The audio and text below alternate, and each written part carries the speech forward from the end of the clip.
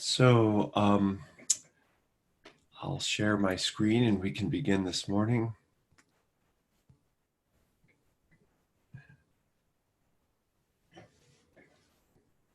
So we begin, as always, Benum Christinet. And our opening prayer today. I took, because of the content of the readings for today, I took more of a poem as our opening prayer, actually for opening and closing prayer. This one from Mary Oliver and called Praying. So it doesn't have to be the blue iris. It could be weeds in a vacant lot or a few small stones. Just pay attention. Then patch a few words together and don't try to make them elaborate. This isn't a contest, but a doorway into thanks and a silence in which another voice may speak. Alrighty. So the first reading today comes from Contemplating Christ on page 9, for those of you who have the book and would like to follow. The contemplative Christian is nearly unanimous in its suspicion. The contemplative Christian tradition is nearly unanimous in its suspicion of mystical phenomenon. The quiet simplicity of self-emptying prayer before God can easily erode into a lesser desire for an ecstatic experience of God. A meditation bereft of spiritual consolation is often the purest form of prayer because it is offered for its own sake. There is an ever-present risk of pursuing sensations that seem spiritually edifying, but that have nothing to do with one's transformation into Christ. To guard against this temptation, the prevailing wisdom cautions the contemplative to consider mystical phenomenon as like being touched by a flame. If the experience is genuinely of God, the scorching heat of the fire will immediately have its intended effect. There is no need to linger. If the fire is not of God, then it is but a bright light of distraction that serves no purpose but to reduce authentic prayer into a kind of spiritual thrill-seeking. In this case, there is even less reason to linger.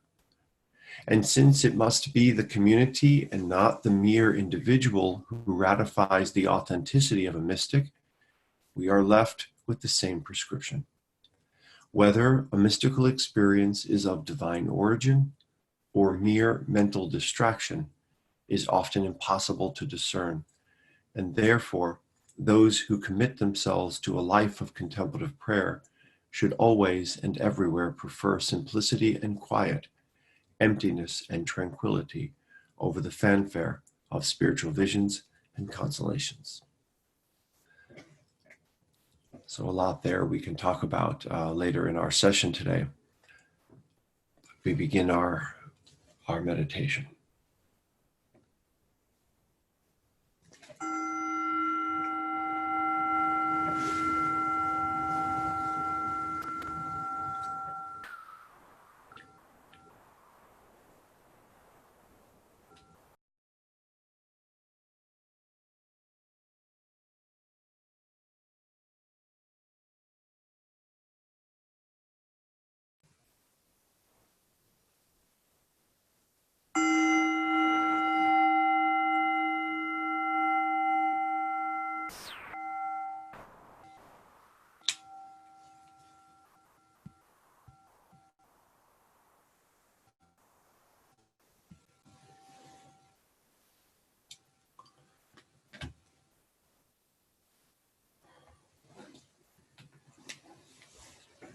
Okay.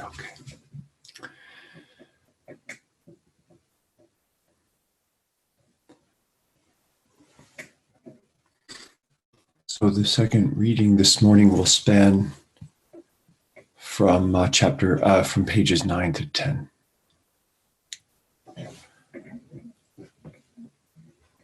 Building on the previous paragraph where I talk about the the approach to any kind of mystical phenomenon, I tried to provide an example here. So by way of analogy, imagine a woman is rushed to the hospital with appendicitis. She complains of intense pain in her side, and after being examined by the doctor, is admitted to surgery. Under the care of her surgeon, she is anesthetized and the appendix is removed. Upon waking, she is told the procedure was successful and she is well on her way to recovery. Imagine if she began to argue the surgery could not possibly have been successful because she did not experience the doctor's healing work during the time of the procedure. To this, the doctor could only reply, "But do you feel better now? Is the pain gone? Is the diseased appendix removed? Has there been a transformation of your health for the better?" Clearly, the success of the surgery is based not on what the patient experienced during the operation, but on the transformation of her condition afterward. So it is with contemplative prayer. One may not be conscious of the transformative work of the Spirit during prayer, but the effects of that transformation are increasingly evident in the manner in which one outwardly embodies the love of Christ in the world. All right.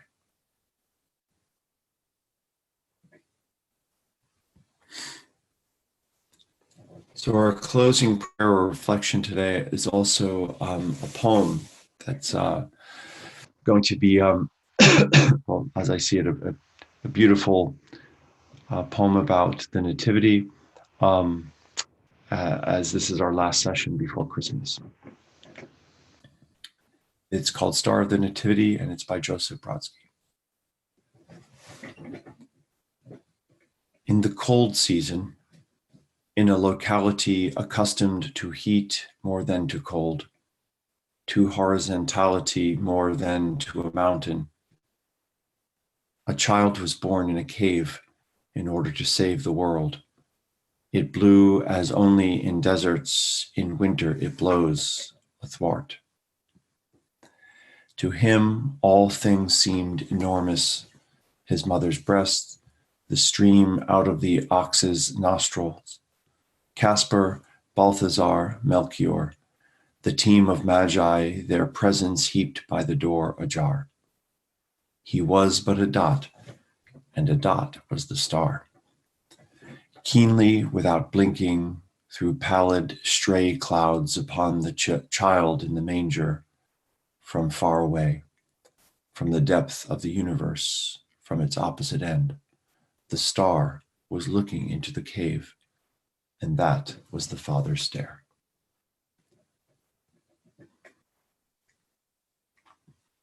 All right.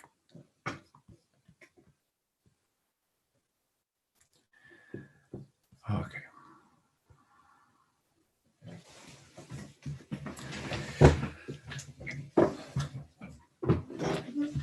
So I attempted last week a little bit to move into the terrain that really is taken up in the paragraphs that we just looked at this morning. And that is around that question of what to do with experiences during the context of prayer and to what extent they're potentially measurements of our progress, if we can think that way, in our spiritual life. Or to what extent they're distractions and what to do with them. So one of the questions I wanted to pose today to you all was, have you ever had within the context of a meditation, something you might call a mystical or spiritual experience? And what impact did it have? Or better, what did you do with it?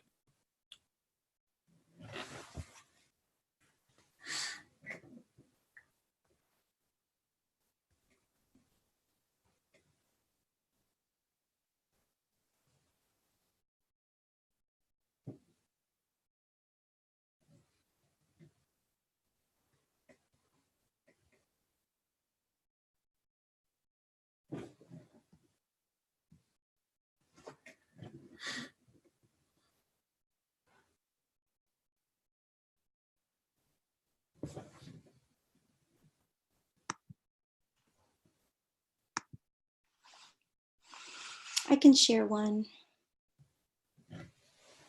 Sure. I have a habit on New Year's Day of just letting myself sort of be guided as to, what my resolution for that year might be. And a lot of times a word or something will come to mind, and then I'll live out of that. And one, like 2 years ago, or maybe 3, a symbol came to my mind, and that was sort of startling to me. And to not have a word. And so I didn't know what the symbol meant, so I Googled it and I started looking into it. And I decided that that's what was given to me. And I started like looking for the symbol in its representation, in how it showed up in different areas of my life. And it really did. And it had a lot of meaning and a lot of, let's say, messages for me to that seemed to deepen my understanding. And it was such an odd experience, but I have to say, because of that, this isn't anything I dreamed up. So it felt, it was just a simple example of that. And I have to say that there have been numerous other times in my life where I was given a symbol. And so now that it's happened more than once, it maybe has happened 3 times, it feels like a really delightful way that God knows how to get this child's attention. Mm-hmm. Like he knows me, he knows what will spark this curiosity. And it just feels so delightful to look at it that way. Yeah. Thank you very much, Sharon. One of the I think finer points or nuances around what I'm trying to say in these paragraphs has to do with the capacity to remain open or sensitive to or aware of shifts or changes, or what we might just call experiences that happen during the context of a meditation. And sometimes they could be spectacular and sometimes subtle. Sometimes, as Sharon is sharing, something of an emerging symbol or idea or concept, or a shift in the way we think about something, a more maybe expansiveness around it. And there's a way in which I think some degree of being nimble around that and having the capacity to remain open to that is important. The subtle shift, so in other words, I don't want to have anyone interpret these paragraphs to suggest that I'm saying that these types of experiences are in themselves negative. What I would want to sort of put forward, which is not my own, but really what I think we see consistently in the tradition, is that more nuanced point whereby we can remain open and nimble and flexible and receptive to potential experiences as good in themselves without beginning to seek them as a motivation for why we meditate. Because once we begin to seek, say, what we'll just categorize as a mystical experience, in what the tradition would say is that the purity around our motivation for prayer gets diluted. So the point of meditation, as Thomas Merton says, silence is fundamentally worship. So when we enter into that place of silence, that is an act of giving ourselves over, consenting to the divine or the spirit within us, worship in a word. And that can easily become distracted when I'm asking the other question of what's in it for me, right? as opposed to what am I offering in this moment to God or to the divine, right? So that's what I'm attempting to tease out in this particular couple of paragraphs, because the underside of the mystical phenomenon, which can feel affirming and consoling and even motivating in our spiritual life and our prayer, none of which are bad. The underside is if your experience or if your personality type or whatever is someone who hasn't ever received, if you want to say that, an experience like this, there begins to develop an inner narrative that says, well, what's wrong with me or my meditation or my way of prayer? And so one begins to think that they're doing something wrong because there's this absence of these sort of comforting experiences or illuminating experiences. And that's where I want to caution us not to use that as a litmus test for the success of our prayer, even though I caution even the word success at all. I cringe from that. So to put it bluntly, if you don't experience mystical phenomenon, whatever that might be, however grandiose or sort of ordinary, it doesn't mean you're doing something wrong. That's what you have to remember. And perhaps we might say further that the purest form of prayer, the deepest act of self-giving, is precisely when there is apparently, by all sort of personal experience, when there isn't any benefit, right? There is no particular peace or particular insight or particular consolation, but there's sort of boredom and distraction and dryness. What is summarized in the tradition as desolation, the opposite of consolation. So when they're sort of just being in the moment without any particular something to bolster you. When we're in the weeds of that, when we're in the thick of that, there is a depth and a purity to our prayer because there's no apparent gain for us.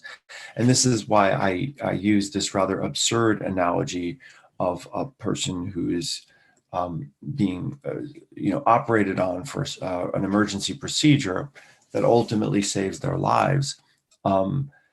It isn't about what happens on the operating table. It isn't about what happens in the meditation. It's about what we allow the master worker, or the doctor in this case, to do while we're completely unaware, consciously unaware of anything specific happening, that there's on a deep spiritual or subconscious level, the work of the Spirit is being done.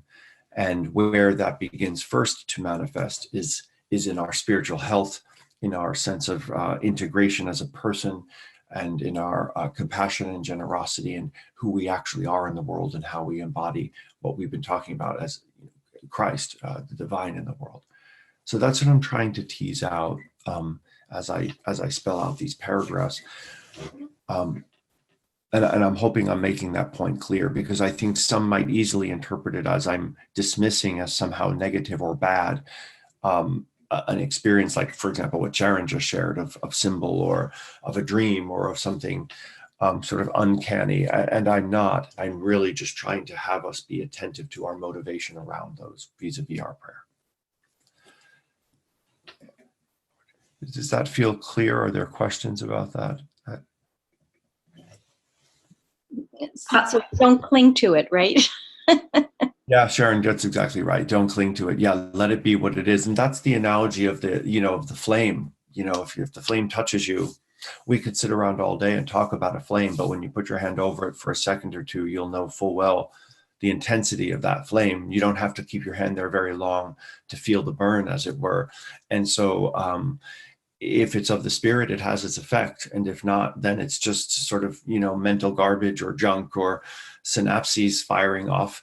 And either way, we can just move on and just go back to our prayer with the intensity of love and self-giving that we began with. And that's okay.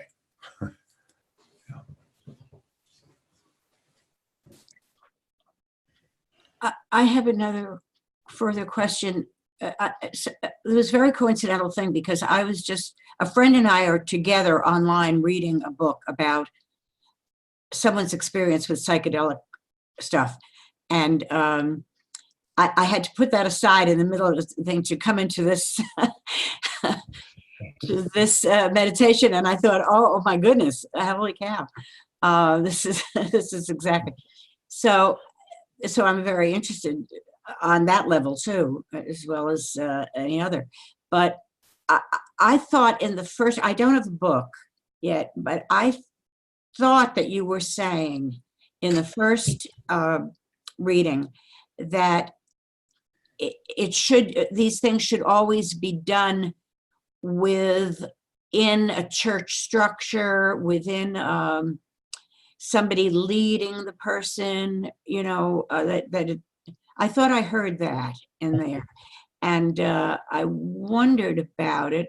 And one of the things that caused me to wonder was, I thought, oh, I wonder if that's anything like the church was nervous, is my understanding, about the Bible being printed so that just anybody could read it on their own without a priest telling them what they were reading.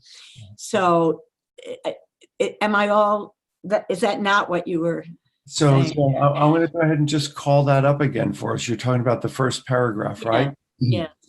And just wondering, let me shrink it a little bit. Can you all see that okay? Big enough? There we go. I'm trying to look for the sentence that might have led you to. Yes, I don't know. I'm afraid now that it's probably not there. But oh, that's okay. That's okay. Okay, so then well, maybe I can just speak directly then. So a couple of things, and it would be, again, I'm looking to draw a more nuanced balance rather than a strict black and white. I do not think necessarily that a person needs a church or an institution or a structure to meditate authentically. So I would not ascribe to that view. I do think, however, and that's, I think, one of the gifts of this particular forum, is that there are, in fact, risks, and I'll qualify that in a moment, but there are risks to meditating, to entering that interior landscape that I'm talking about throughout this book, because a lot of things can come up. Painful memories, emotions that have been repressed for many years, certain questions, or potentially things that we interpret as mystical experience and start pursuing when in fact they were just some kind of random synapses firing or so forth during a period of quiet and so on.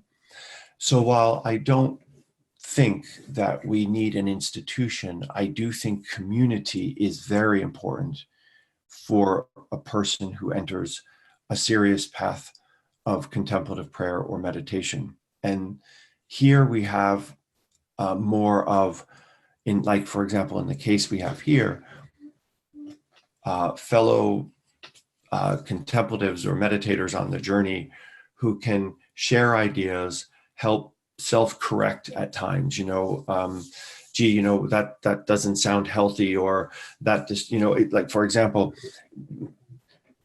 as much as I would say, as you feel distractions within the context of a meditation, just ignore them is the general prescription. On the other hand, if at a given meditation or series of meditations, there is a particular distraction that is gnawing at you or haunting you or surfacing with a particular intensity, you might want to pay attention to that at some point outside of the meditation. That's a different thing than just random things that might fly through your head with no particular reason. So a community in that case could help an individual discern a way forward that is on the wisdom of just sort of dismissing distractions, but attending to certain distractions because they're somehow calling to your attention, or your soul speaking to your psyche, as it was, or something in your unconscious that's needing some healing. So community, I think, is important.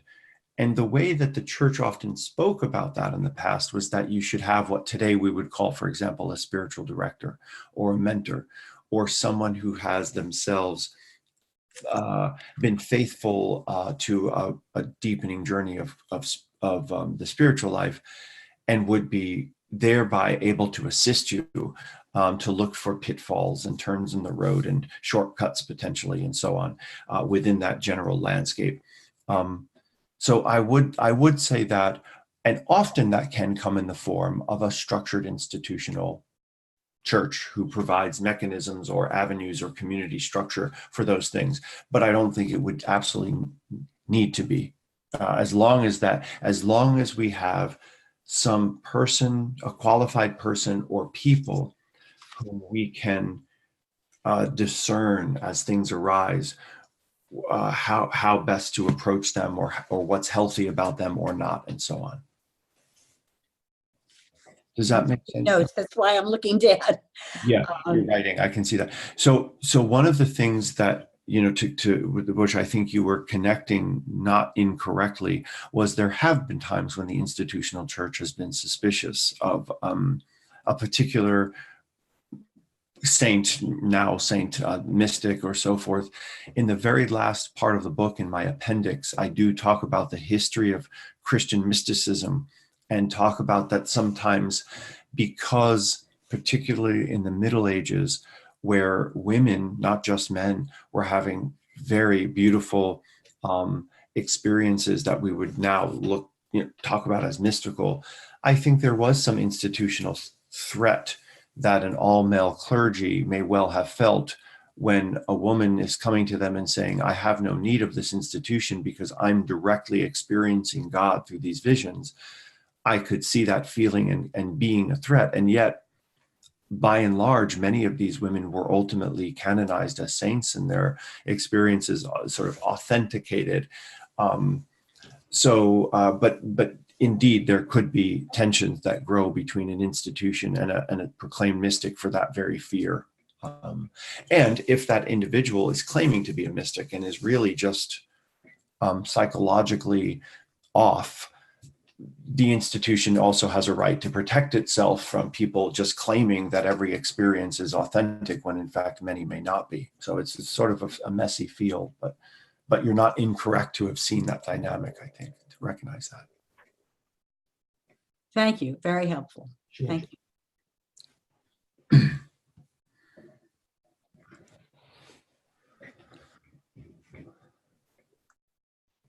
Other thoughts today? Questions? I've been meditating seriously for about 9.5 years. And what I find is I don't get this big revelation or experience, or, like the Paul knocked off the horse type thing. And I know there are many, many people who either think that's necessary or really, really, you might say, push it. I mean, you can, or advertise it, you can see it on web pages and things. But what I do find, and I agree with you here when you say, it's just like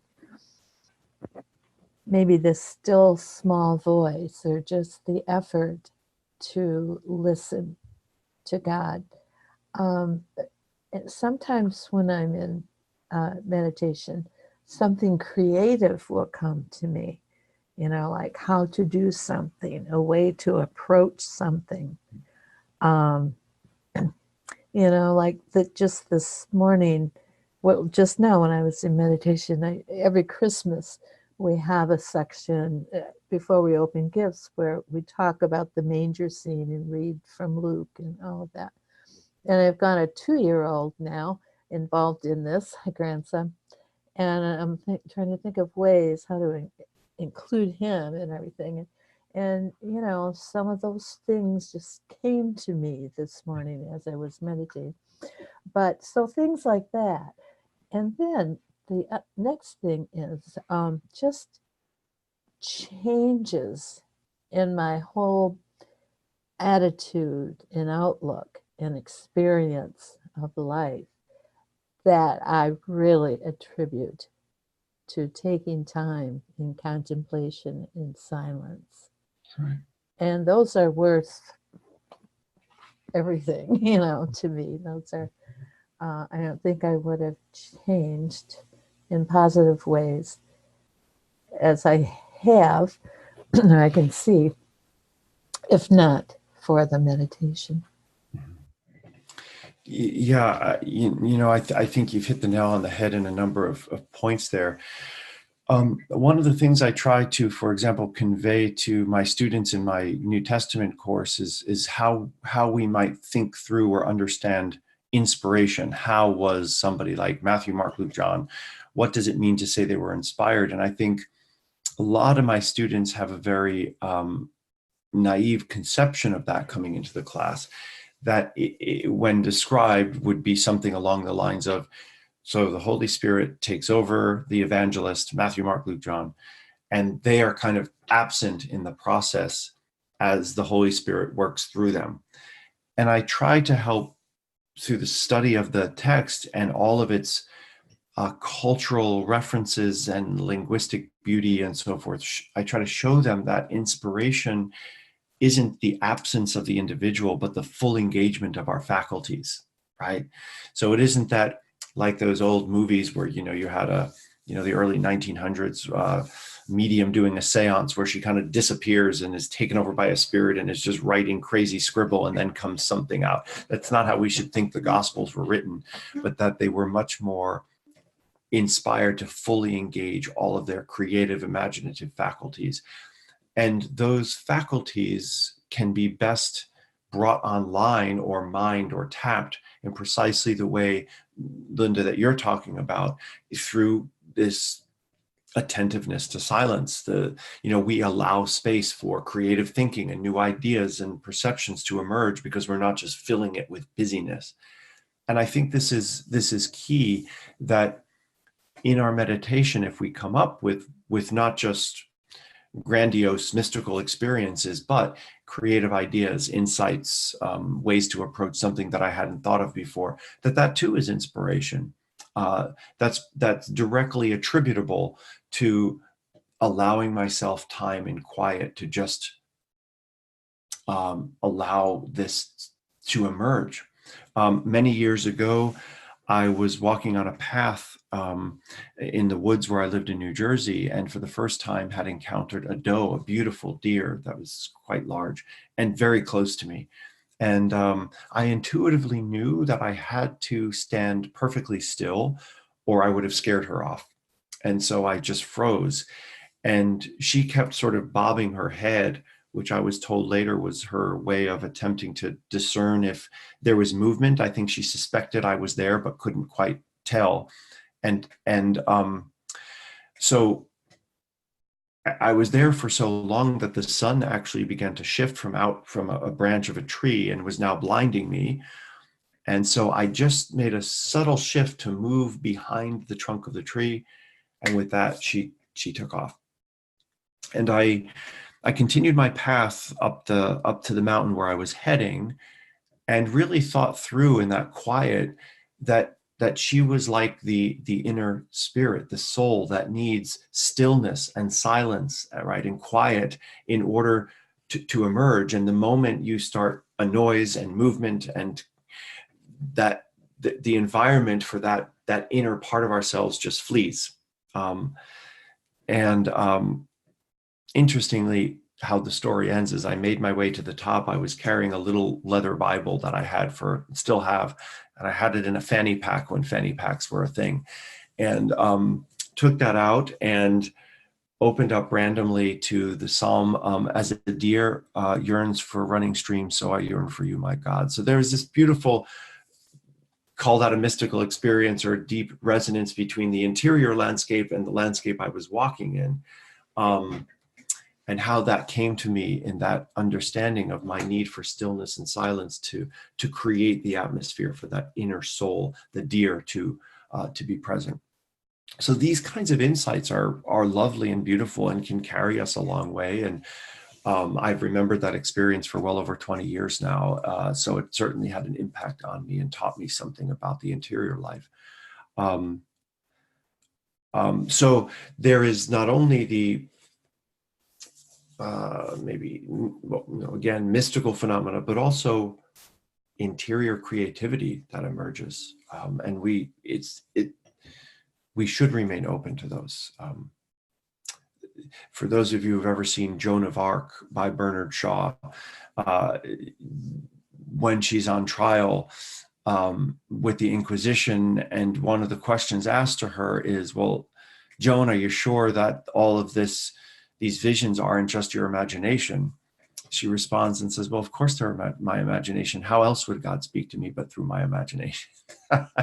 So this is, I think, a nice way of merging the ideas and how to think through them. So I hope that was helpful, Linda. Yeah. I see we are at time. I didn't realize how close we were. Was there anything anybody was burning to put out there before we close for today? And I'll offer I'll propose a meditation or practice for the week. All right, let me just come to that then.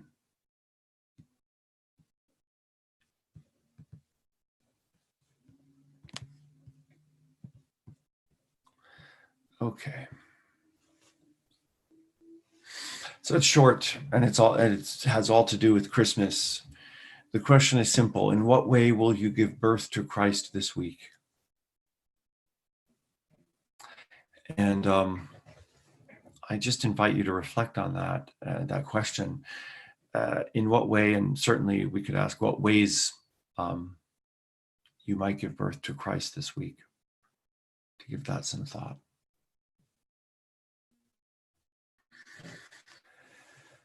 All right, so as I think most of you may recall, a week from today, actually at the very time this meditation starts, I will be also presiding over my father's funeral on the East Coast of the United States here in New Jersey. So I'll ask you all to keep that in prayer. And I will not see you. I believe Robert will be leading the next session for us on the 28th, and then I'll see you again after the new year.